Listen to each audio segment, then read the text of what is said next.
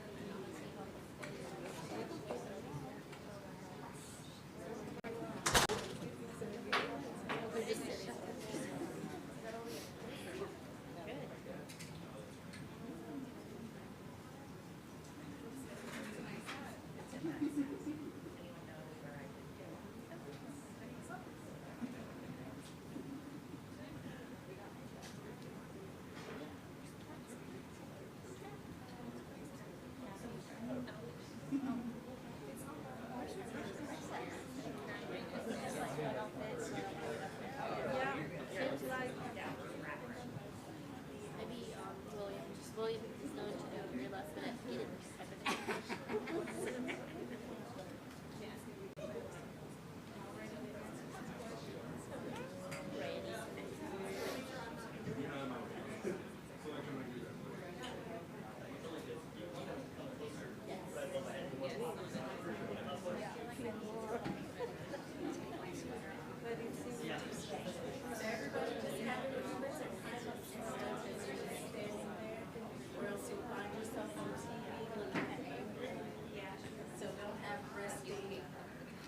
It's Friday face. So just kind of think of standing there. Don't smile too big. I know. Yeah, it's not a food drive. Right. You don't just go. Twirling your thumb on your phone. Anybody else have anything they want to sit down and hold and watch? Does it look like I've taken my stand? Nope. Everybody's looking good. Hair's looking good. Everybody else. It's the way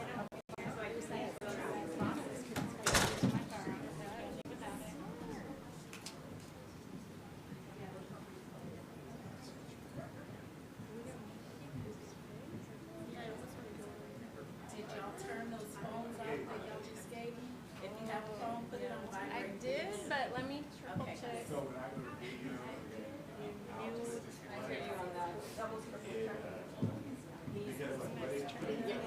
Phones on vibrate. So when I go to output format and I go to 920 by 1080 and set it, nothing changes. No. So dirty. Smudged.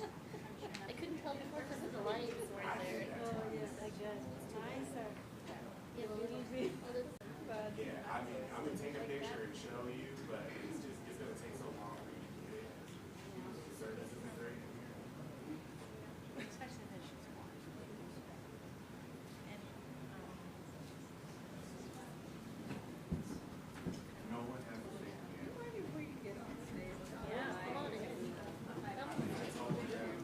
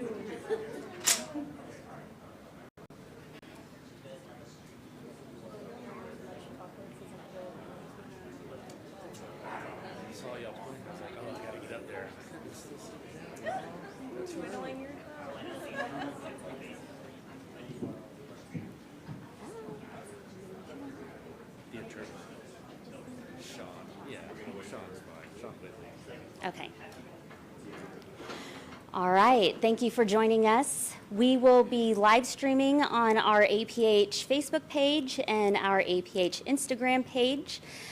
We will have also our interpreter, who is an epidemiologist, who will be also repeating what our health authority has to say. And we also have our ASL here for those who need ASL. With that, I will introduce our mayor, Watson.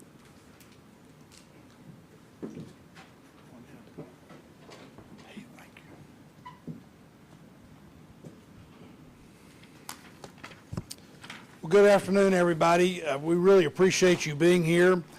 Today, I'd like to start by talking about some of the work that's already been done at the city in response to the outbreaks of measles that we have seen across the country last year and the outbreak we're now seeing in Texas. As we learned from the COVID-19 pandemic, it's essential to ensure that our entire community is informed and prepared for any threat of infectious disease. Standing behind me are public health staff members and public servants who were vital to the response efforts during the pandemic. And their combined efforts with our community partners resulted in the Austin area experiencing the lowest total COVID-19 positive cases per capita. They're now here, they're ready, and they're going to respond once again. Our community's strength comes from collaboration. We've been in contact with our local healthcare systems, our child care partners, and public, private, and charter schools on the importance of vaccinations and how we can best support one another. Our epidemiologists are hard at work, monitoring trends at the state level and through local channels that we use for disease surveillance.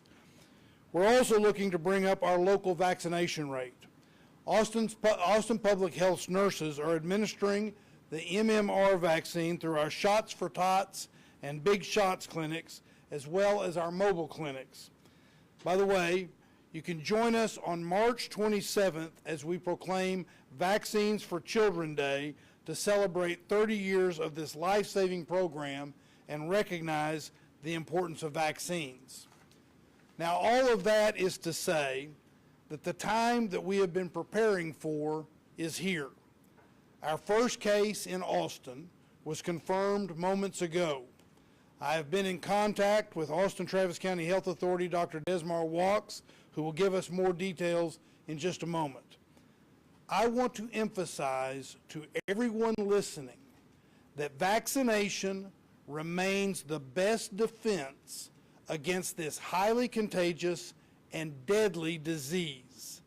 It's time to check and make sure that you're up to date with your vaccination.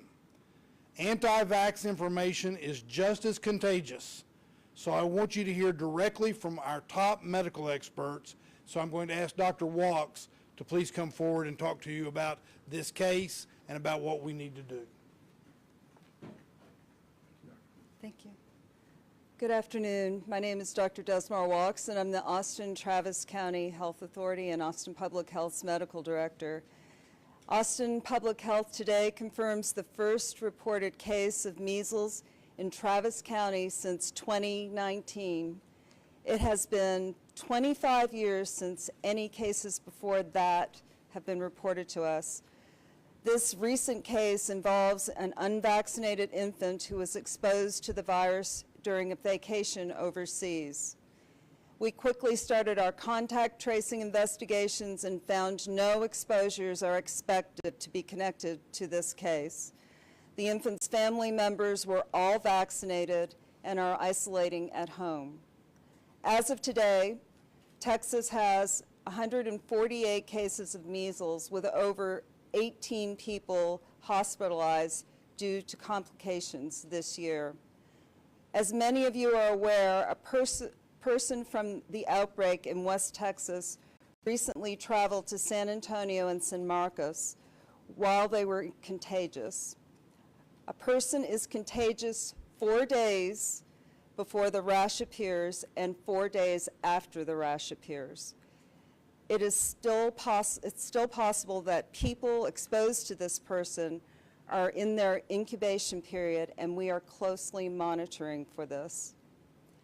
Early on, symptoms include cough, runny nose, red watery eyes, and a flat red rash that breaks out on the forehead typically and then spreads to the rest of the body. If one person has it, 90% of the people nearby who are not vaccinated may become infected if they are not protected with a vaccination.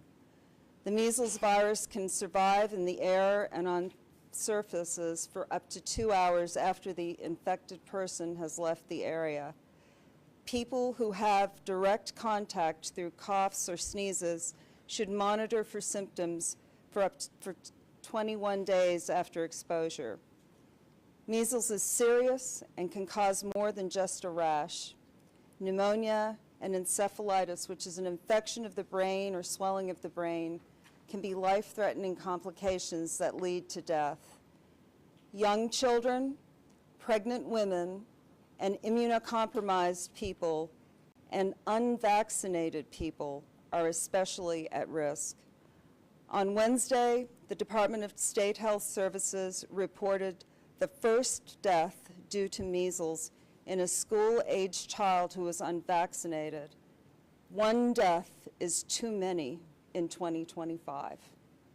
The most important thing we can do today is make sure that we receive MMR protection. The vaccine is available at most doctors' offices and pharmacies. I'm also calling on our doctors to check with patients and remember to recommend vaccination if they haven't received measles vaccine. If your doctor doesn't have appointments available, ask that they give you an order or a prescription that you can take to a local pharmacy so that you can get vaccinated. And remember that children who are 14 years of age or younger need an order from a doctor in order to be vaccinated at a pharmacy. For children and adults who are uninsured, APH offers the vaccine at our Shots for Tots clinics, and our Big Shots clinics are available for our adults. As well, we have mobile vaccination teams that are available across the city. You can go to our website to look for our locations and availability. I will now pass this along to our epidemiologist, Flor Hernandez Ayala, to provide this update in Spanish. Thank you, Dr. Walks. Good afternoon. Buenas tardes. El Departamento de Salud Pública de Austin confirma el primer caso de sarampión reportado en el condado de Travis desde 2019. Han pasado 25 años desde que se registró cualquier caso antes de este. El caso actual incluye a un bebé no vacunado que estuvo expuesto al virus durante unas vacaciones en el extranjero. Al recibir este reporte, comenzamos rápidamente nuestras investigaciones de búsqueda de contactos y no se espera que haya exposiciones relacionadas en este caso. Todos los miembros de la familia del bebé están vacunados y aislados en casa. Hasta hoy, en el año 2025 en Texas, hay 124 casos de sarampión. 16 han sido hospitalizados debido a complicaciones de la enfermedad. Como muchos de ustedes saben, una persona que es parte del brote que está sucediendo en el oeste de Texas viajó recientemente a San Antonio y San Marcos mientras era contagiosa. Una persona es contagiosa 4 días antes de que aparezca el sarpullido y 4 días después. Aún existe la posibilidad que las personas expuestas a esta persona estén en el periodo de incubación y nosotros estamos monitoreando muy de cerca la situación. El sarampión es una enfermedad altamente contagiosa por vía respiratoria. Al principio, los síntomas incluyen tos, secreción nasal, ojos rojos y llorosos, y luego aparece un sarpullido rojo, plano, como unas manchas, que puede aparecer primero en la cabeza y luego baja hasta el cuello y el tronco. Si una persona tiene sarampión y hay personas no vacunadas alrededor de ella, hasta 9 de cada 10 personas cercanas se infectarán. El virus del sarampión puede sobrevivir en el aire durante 2 horas después de que la persona infectada haya abandonado el área. Las personas que tienen contacto directo con gotitas infecciosas o tocan las superficies que tienen estas gotitas pueden también estar expuestas y deben vigilar por síntomas por al menos 21 días después de esta exposición. El sarampión es un virus grave, pero prevenible mediante vacunación. Puede causar más que solo el sarpullido, sino también neumonía y encefalitis, una infección y la hinchazón del cerebro que pueden complicarse y ser mortales. Los niños pequeños, las mujeres embarazadas y las personas con el sistema inmunodeprimido o no vacunadas, especialmente no vacunadas, corren un riesgo especial. El miércoles, el Departamento de Salud del Estado de Texas informó la primera muerte por sarampión en un niño de edad escolar que no estaba vacunado. Una muerte por esta causa en el 2025 es demasiado. Lo más importante que todos pueden hacer hoy es revisar y asegurarse de haber recibido la vacuna MMR. La vacuna está disponible en la mayoría de los consultorios médicos y farmacias. También hago un llamado a nuestros médicos para que consulten los pacientes y les recomienden la vacunación si no la han recibido, la vacuna MMR.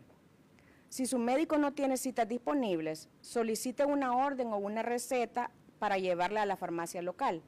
Los niños menores de 14 años necesitan una receta de su médico para vacunarse en una farmacia.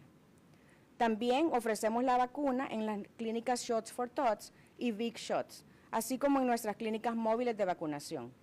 Los niños no importa que no tengan seguro médico o un seguro incompleto, y los adultos sin seguro médico también son bienvenidos. Existen recursos y están disponibles para obtener la protección que necesitan. Muchas gracias. Thank you for that, and thank you, Dr. Walks. I'm now pleased to invite to the podium someone who cares deeply about this issue, and we're very fortunate represents us in the United States Congress, and that's Congressman Lloyd Doggett. Thank you very much, Mayor, Dr. Walks, and the great team that you have here. We're here to say quite simply, measles can kill, ignorance can kill, and vaccine denial definitely kills. As evidenced by a first death in the Panhandle, by the spread here, San Antonio, and across the state, this is the largest measles outbreak in 30 years in our state. Health Secretary Kennedy's dismissive comments yesterday, claiming that it's not unusual, ignores this rapid spread and the danger that it poses. Next weekend, we will be welcoming to Austin thousands of people for South by, and spring break approaches. It is particularly important that these not become super spreader events of this most contagious virus, and that anyone who feels they have symptoms immediately notifies Austin Public Health. Dr. Walks and Public Health team we see here today are doing what they can to prepare for the worst as we hope for the best. But since the Texas state does little to support local public entities, Austin and other public health departments across the state, like Lubbock, for example, which has been at the forefront of this, depend upon federal dollars to get the job done. And that is support that is endangered by the chaos that's going on in Washington right now.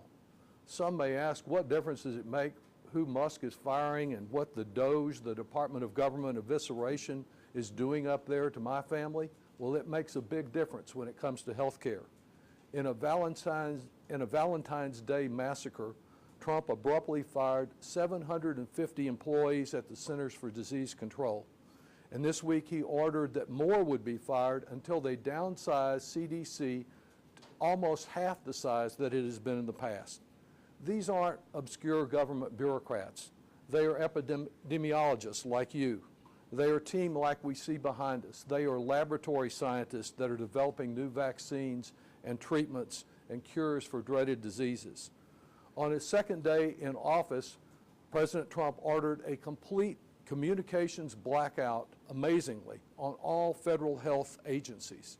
Suddenly, the weekly reports that came out to departments like this all across the country, reports on infectious disease outbreaks, including measles and avian flu, and various public health emergency alerts, they were all halted while a wealth of public health data just disappeared off the CDC websites.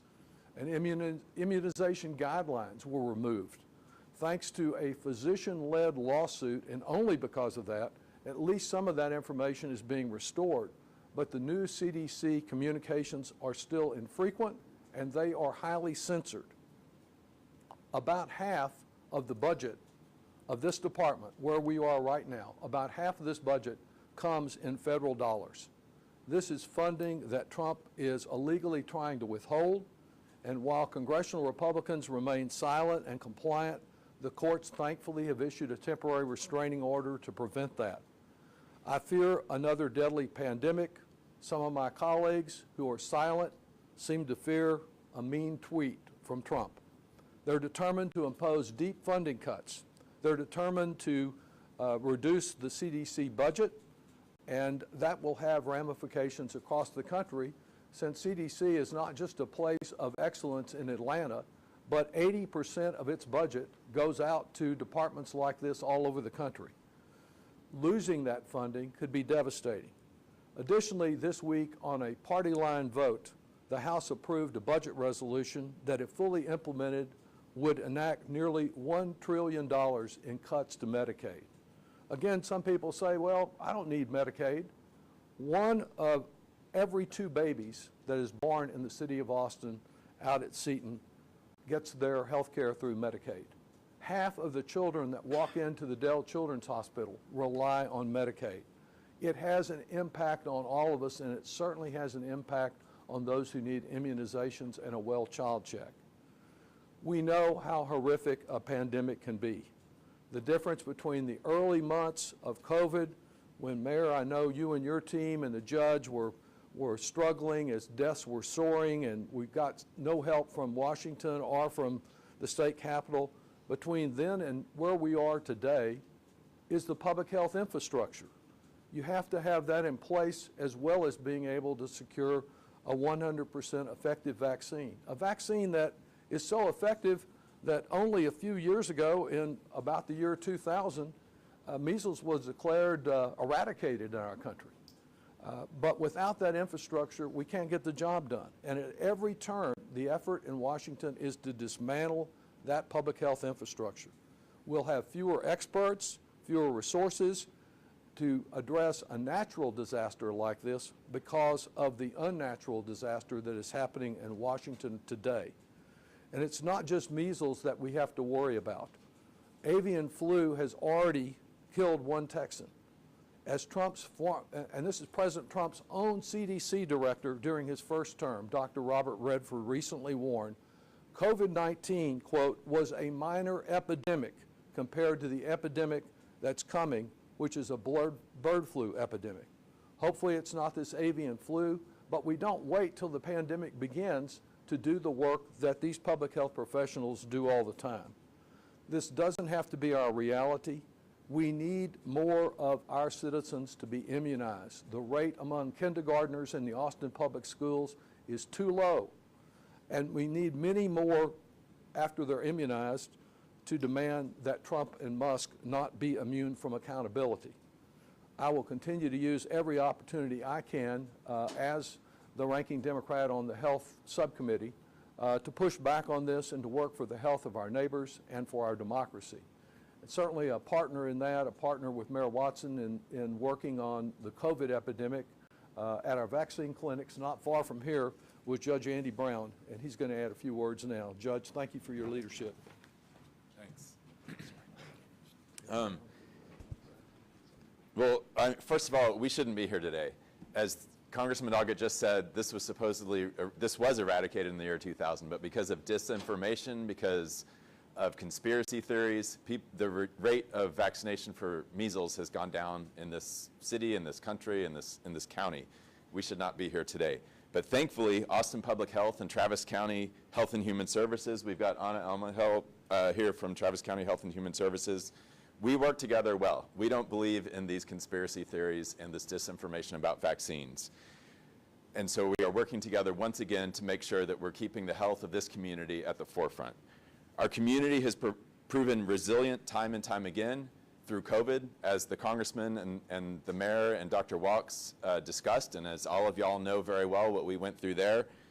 We turned to churches and schools and even our rodeo grounds and the Circuit of the Americas into vaccine hubs. We don't want to get there again. We know how to combat this, and we need that vaccination rate to go up in our community. By coming together, getting vaccinated, and prioritizing public health, we can do this together. The steps are simple. Get vaccinated if you haven't already, stay informed, and look out for one another. Data from the CDC highlights just how important a high vaccination rate is. And we're not quite there in a lot of parts of Texas and parts of Travis County as well. We need to get that rate up.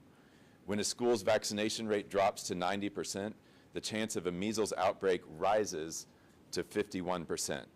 I have a friend who just told me at lunch today that he got his 7-month-old daughter vaccinated early. Instead of waiting till 12 to 15 months of age, they consulted with their pediatrician who thought it was worth it to do that at 7 months because of this outbreak. But if everybody else had their kids vaccinated at the proper ages, this would not be an issue. So by not vaccinating your child at the proper ages of 12 to 15 months and then again at 4 to 6 years, you're putting other infant children at risk. You're putting our community's lives at risk. You're putting our economy's life at risk. The best way to keep our community safe is to ensure as many people as possible are vaccinated. I actually have another friend who was born before 1968, and Dr. Walks, I believe that if you got a vaccination before then, it might not be as effective as us who were born in the 70s and got the more effective vaccine. So my understanding that my double vaccination when I was young are good and effective because I was born in 1972. But this friend of mine was born pre-1968, and so he went and got another vaccination earlier this week in Austin. So please talk to your doctors, to your pediatricians to see if it makes sense to get a vaccination. This virus does not know any jurisdiction, city, county, state, federal. It doesn't recognize any of those boundaries. So I'm so proud to stand with our speakers today, with the mayor, with Mayor Watson, Congressman Doggett, Dr. Walks, and others who are with us in this fight previously against COVID. We're now in this fight together against measles. Please join us. Thank you. Good job, and thank you, Judge Brown. I want to emphasize two things, and then we're going to open it up for questions. One is that vaccinations are still the best way for us to address this. And the time that we've been, as I indicated earlier, the time we've been preparing for is now here. We need to do what we need to do in order to keep this from spreading. And the second is Austin Public Health is a good resource for people to be able to get vaccinations and to get information by going to our website and utilizing that. So I also want to say thank you to all of the speakers. As I indicated, collaboration is the way we can combat this and do this the way we want to do it in our community. And the good news is we have collaborative partners in this. With that being said, we'll open it up for questions, and please. Call from the statesman. I'm wondering what our vaccination rate is, as well what steps local hospitals are taking, and whether or not we're going to advise that infants 6 months and older get vaccinated right now. So our vaccination rate is just a little bit above 90% right now across the county. And in some of our schools, it's less than 90%, which means that, as the judge pointed out, there's a 51% increased risk of an outbreak in those schools. Our hospitals are prepared. We've been in contact with our hospital partners and clinics and FQHCs across our jurisdiction, and they are ready and prepared and have processes in place to handle people who may contact them saying that they have symptoms of measles. It's important for anybody that does feel like they have measles that they call their provider first before going, so that they can make arrangements for them to be taken care of because of the contact that they may have with others in the area that are not infected and may not be vaccinated. And what was your last question? Whether or not to move the vaccination. So at this point, if a parent is traveling with a child to an area where there's a measles outbreak, The CDC guidance is for a child 6 months of age to 11 months of age to have a vaccination. And then when they become 12 months, they start the regular series of the first shot and then a second shot at 4 to 6 years.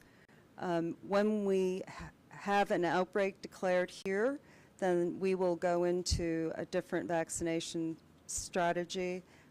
We do not have an outbreak at this point in Travis County, but if that were to occur, then we'd be here again talking to you about that and changing those recommendations. But right now, we're still following the routine guidance with people getting that 6-month-old to 11-month-old vaccination if they're going to a place that has a measles outbreak.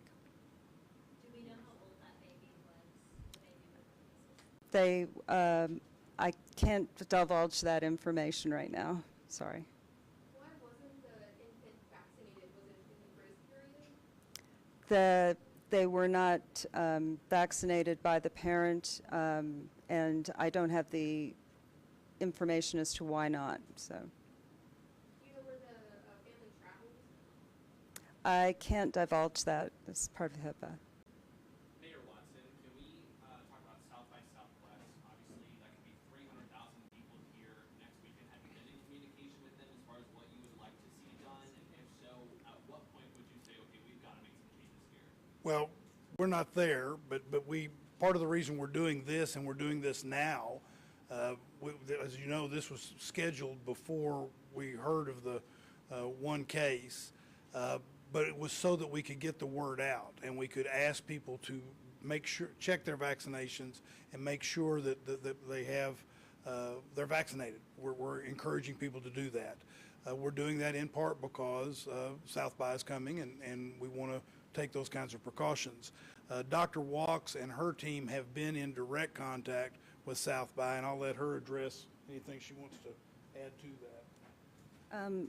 We work in collaboration with Austin Special Events to help them mitigate and strategize for health precautions for events, and our team's been in contact with them and with our business partners across the city. Are there any protocols that you can talk about that are we at the point of encouraging them to make any sorts of changes? You know, social distancing is a 2020 phrase that we remember hearing. Are we anywhere near that point at all? No, we're not. We do not have an outbreak at this point. We are at the point where we're trying to get people prepared and vaccinated. Yeah. Mayor Watson, you're a former state lawmaker. The state legislature has some 20-odd bills that have been filed to boost the vaccination requirements and other things to deal with this sort of thing. Do you have any message to those lawmakers as they get into the session and have those bills? Well, it's unfortunate that you have bills like that, and it's unfortunate that we're not focusing on what we know to be the science and the statistics that come with the science. I mean, you've heard some of them. By the year 2000, it was considered this disease was considered to be eradicated because our vaccination rates were so high. That has declined over time, and what you see is, I guess I won't call it a natural result.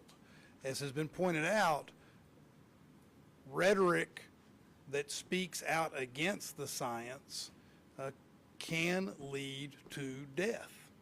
And so part of the reason we are here is to speak specifically to those things, not play politics, but instead focus on what we need to do to keep people healthy and keep people alive. Couple more questions. Andy Brown, can you say what you said briefly, but in Espanol for us, please? Or like a few words, like a sentence? Sí, okay. I'll try. Sarampión. Okay. Bueno, el problema con sarampión ahora es... ¿Cómo? Sarampión.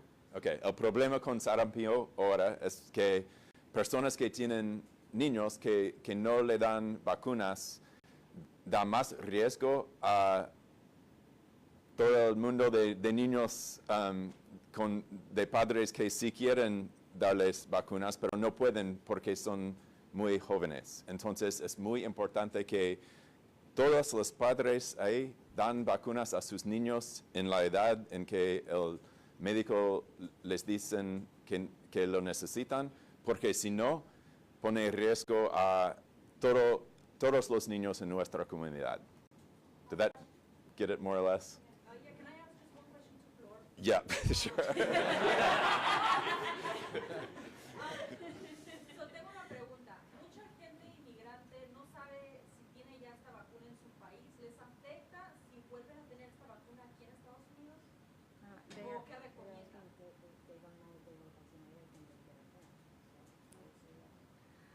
Bueno, ellos si no saben su estado de vacunas, ¿verdad? Ellos pueden tener dos opciones. Una es hacerse una prueba para ver si ya tienen los anticuerpos para esta enfermedad, y la otra pueden recibir la vacuna, un refuerzo de la vacuna. Normalmente en países de Latinoamérica reciben las vacunas, están bien al día con las vacunas, ¿verdad? Y ya tienen dos vacunas, dos dosis, ¿verdad? Casi todas las personas que vienen. Pero si tienen dudas o nacieron antes de 1968, entre el 63 y el 68, pueden recibir un refuerzo. Just to clarify, do we believe that this case has any connection to the Hayes County exposure? No, we do not. Thank you all very much. We really appreciate your being here and helping get the word out. If things develop, we will be back here, and we're going to work very hard to communicate with the community about what needs to be done. But the number one thing that we're talking about right now is please check on your vaccination records and do what you can to become vaccinated. With that, I want to say thank you to Austin Public Health. They always, I got to tell you, as mayor of this city, they always make me proud, and so I'm very pleased to get to be with them. And I want to say thank you to Dr. Walks for the role that she plays, and Flora, and I want to say thank you to our county judge for even when he makes cracks about age. And I want to say thank you to Congressman Doggett for the emphatic role that he plays in our community. Thank you all very much.